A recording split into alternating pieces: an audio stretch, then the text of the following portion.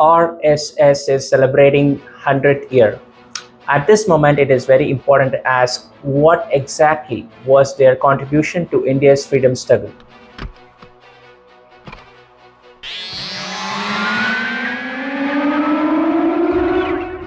Nothing, zero. While congressmen and communist or the leftist leaders were fighting against British for India's independence, RSS and its ideological mentor Savarkar were busy licking British food, and they were busy spreading communal hatred. And finally, they produced the assassination of Mahatma Gandhi. You know what RSS was missing in every India's freedom struggle? Quit India movement, RSS was not there. Civil disobedience, RSS was not there. Non-cooperative movement, RSS was not there. RSS was never scared or feared of jail, or never scared or feared of punishment, because all the time when India rose against British for independence, RSS men stayed home.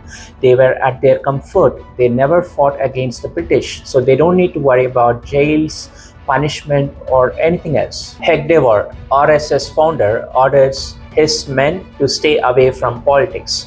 Their fight were never against British colonialism, and they always wanted to fight against minorities. M.S. Golwalkar, he openly criticized India's freedom struggle, and he admired Germany's Nazism and Italy's fascism. When Netaji Subhash Chandra Bose was raising Indian National Army, Golwalkar was writing to Hindus and his supporters not to waste their energy against British, instead asked them to fight against minorities, especially against the Muslims. Even the British intelligence reports confirmed that RSS or these Hindutva groups were never a threat to them.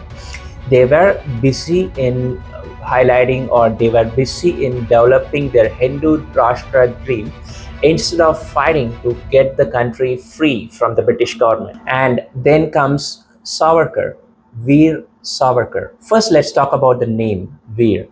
You know how this name comes? He wrote a book, and he wrote a book about himself. In that book, he started to call himself Veer. That's how he got the title Veer.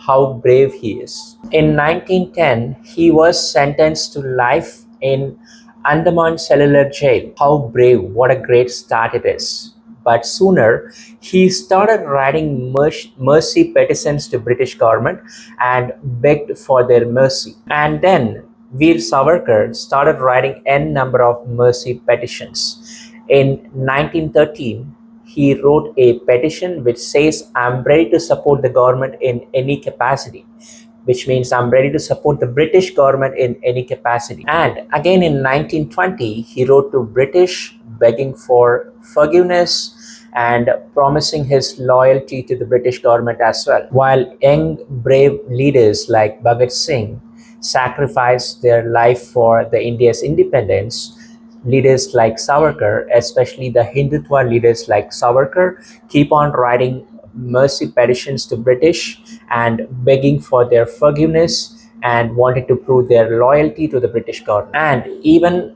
after writing n number of mercy letters, finally he got freed by the British government. By till the end of his life, he never raised his finger against the British government.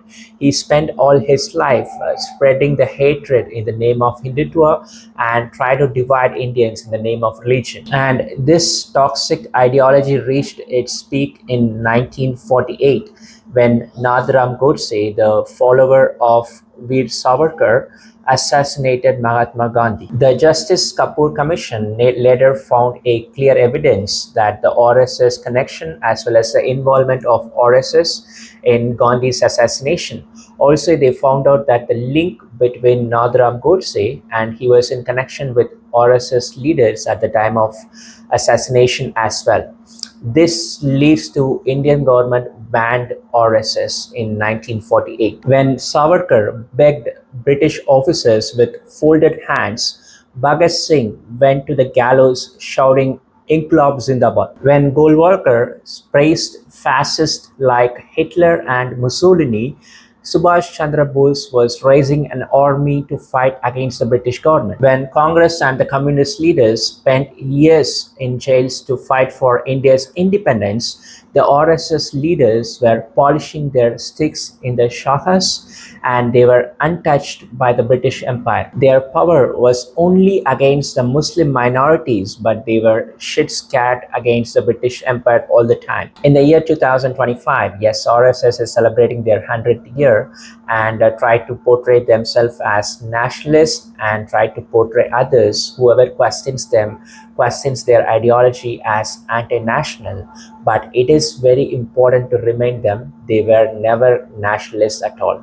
They were licking the boots of the British officers at the time of freedom struggle, and even then and now they are trying to spread hatred in the name of religion. They were trying to divide the people in the name of religion, nothing more than that. And shame on the people, celebrities who try to portray RSS as patriots or the nationalists. But these RSS are nothing but the people who betrayed India at the time of independence. They are just the cowards who killed the Gandhi as well.